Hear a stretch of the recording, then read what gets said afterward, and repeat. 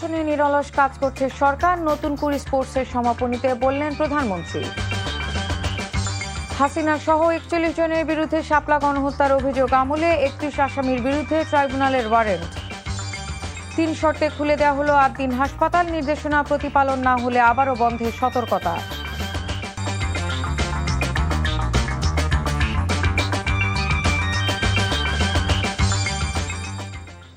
আসসালামু আলাইকুম, নার্গিস মজিদ লিমা স্বাগত জানাচ্ছি টিভির মধ্যরাতের খবরে। দেখছিলেন আই গ্যাস ইউনাইটেড শিরোনাম, এবার পুরো খবর। প্রধানমন্ত্রী তারেক রহমান বলেছেন, শিশু কিশোররা নিজেদের গড়ে তুলতে পারলে গড়ে উঠবে আগামীর বাংলাদেশ।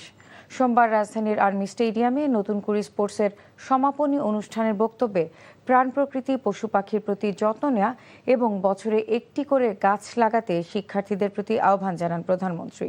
হাসান মাহমুদের রিপোর্ট। শ্রাবণের রোদ বৃষ্টির লুকোচুরির মাঝেই কর্মব্যস্ত রাজধানীর আর্মি স্টেডিয়াম বর্ণিল হয়ে উঠেছিল এক ঝাঁক শিশু কিশোরের ক্রীড়া নৈপুণ্যে। উপভোগ করছেন এই শিক্ষার্থীরা, গ্যালারি জুড়ে ক্ষুদে দর্শকদের উপচে পড়া ভিড়, করতালি আর কলকাকুলির উচ্ছ্বাসে মুখর পুরো স্টেডিয়াম। নতুন করে স্পোর্টসের সমাপনী অনুষ্ঠানে প্রধানমন্ত্রী তারেক রহমান পৌঁছলে করতালি আর উচ্ছ্বাসে ফেটে পড়ে গোটা স্টেডিয়াম।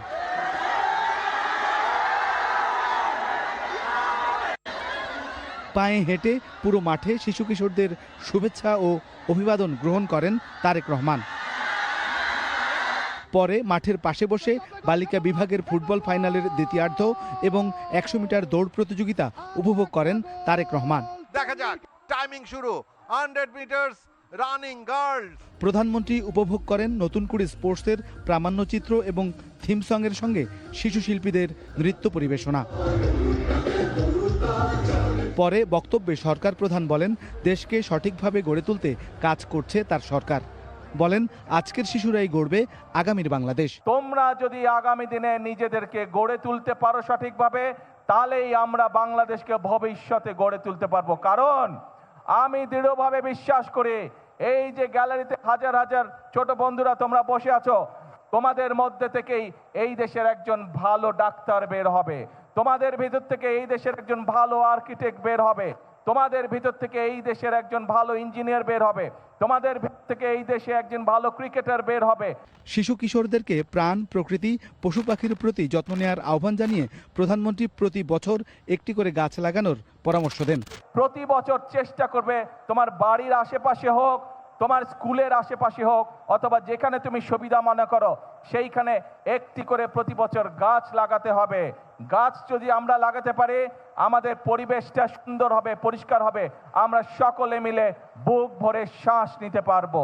ফুটবল, ক্রিকেট সহ মোট ৮টি বিভাগে ১২ থেকে ১৪ বছর বয়সী ১,৭০,০০০ শিশু গত ৩ মাসে দেশের ইউনিয়ন, উপজেলা, জেলা পর্যায় থেকে সেরা হয়ে চূড়ান্ত পর্বে অংশ নেয় জাতীয় পর্যায়ে।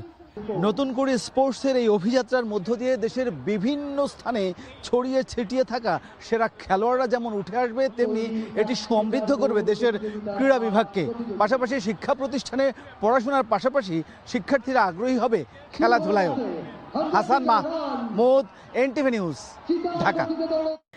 সংবিধানের দোহাই দিয়ে সরকার জনগণের গণরায়কে অস্বীকার করছে বলে অভিযোগ করেছেন বিরোধী দলীয় চিফ হুইপ ও জাতীয় নাগরিক পার্টির আহ্বায়ক নাহিদ ইসলাম। জুলাই গণ অভ্যুত্থানের গণ আকাঙ্ক্ষা বাস্তবায়নে গণভোটের রায় মেনে নিয়ে দ্রুত প্রয়োজনীয় সংস্কারের আহ্বান জানান তিনি। সোমবার সন্ধ্যায় জাহাঙ্গীরনগর বিশ্ববিদ্যালয়ের জহির রায়হান অডিটোরিয়ামে জাতীয় ছাত্রশক্তি আয়োজিত আলোচনা সভা শেষে সাংবাদিকদের তিনি একথা বলেন। অনুষ্ঠানে বিশ্ববিদ্যালয়ের উপাচার্য অধ্যাপক ডক্টর মোহাম্মদ কামরুল আহসান সহ ছাত্রশক্তির নেতাকর্মী, জুলাই শহীদ পরিবার ও শিক্ষক শিক্ষার্থীরা উপস্থিত ছিলেন।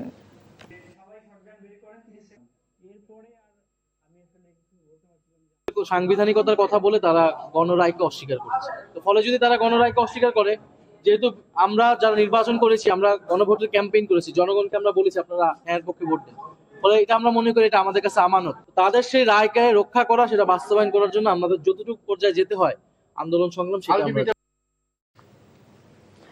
শেখ হাসিনা যেখানেই নামবে সেখানেই ফাঁসি কার্যকর হবে।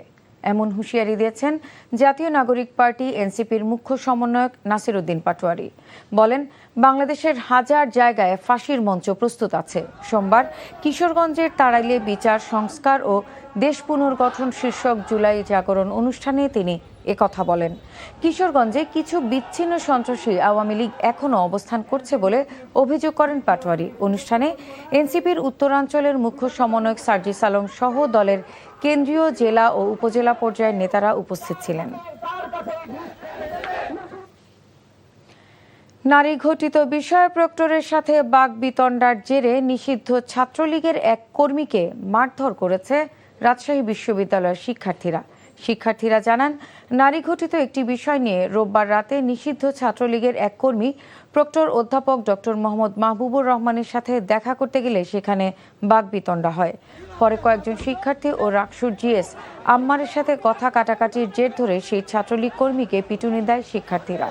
সোমবার দুপুরে ওই ছাত্রলীগ কর্মী কয়েকজন সহযোগীকে নিয়ে রাকসু কার্যালয়ে গিয়ে হামলা চালায়। এতে আহত হন রাকসুর তথ্য ও গবেষণা সম্পাদক নাজমুস সাকিব। পরে রাকসু প্রতিনিধি ও সাধারণ শিক্ষার্থীরা তাদের ধাওয়া দেয়। খবর শেষ করছি, যাবার আগে আইগ্যাস ইউনাইটেড শিরোনামগুলো জানিয়ে দেব আরও একবার।